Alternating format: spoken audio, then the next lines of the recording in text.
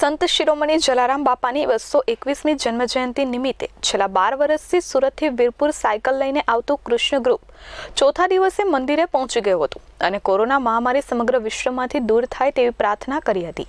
જ્યાં ટુકડો ત્યાં હરી ઢુકડોને જીવન મંત્ર બનાવનાર પૂજ્ય જલારામ બાપાની શનિવારના રોજ 221મી જન્મજયંતિ છે।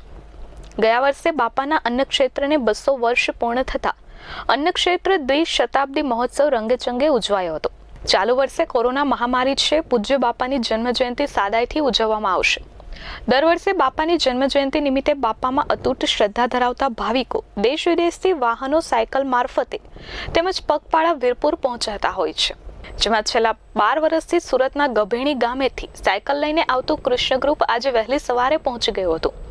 આ સંઘના મેહુલ કુમારે જણાવ્યું હતું કે તેઓ 45 મિત્રો સાયકલ લઈને 4 દિવસ પહેલા નીકળ્યા હતા। નીકળતા પૂર્વે તમામ સભ્યોનો કોરોના ટેસ્ટ કરાવ્યો હતો અને સેનેટાઈઝર માસ્ક સાથે લઈ તેમજ સોશિયલ ડિસ્ટન્સના નિયમોનું પાલન કરતા નીકળ્યા છીએ।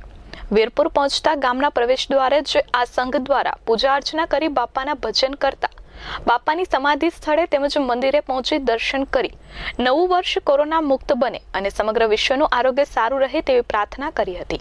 મારું નામ નીરજ પટેલ છે અને અમે સુરતથી આજે વીરપુર સાયકલિંગ કરીને આવ્યા છે। આજે જલારામ જયંતિના દિવસે અમે આજે વીરપુર ગામે પહોંચ્યા છે અને અમે આજે ફર્સ્ટ ટાઈમ જ સાયકલિંગ કરીને ગભેણી સુરતમાં એક ગભેણી ગામ આવ્યું છે, ત્યાંથી અમે સાયકલિંગ કરીને અહીંયા વીરપુર માટે આવ્યા છે અને અમને આજે ચોથા દિવસે અમે વીરપુર પહોંચ્યા છે। પણ 4 દિવસમાં અમારા બાપાના એટલા બધા આશીર્વાદ છે કે અત્યાર લગી અમને કોઈ પણ રસ્તામાં વિઘ્ન નડ્યા નથી અને આ કોરોનાની આટલી મોટી મહામારીમાં અત્યાર સુધી અમને કોઈ પણ રસ્તામાં કોઈ પણ પ્રોબ્લેમ આવ્યો નથી અને આજે ચોથા દિવસ અમે વીરપુર પહોંચ્યા છે અને હવે આજે અમે બાપાના દર્શન કરીશું અને વીરપુરથી સુરત માટે રવાના થઈશું। સંજય રાજ બારોટ, S24 ન્યૂઝ, વીરપુર।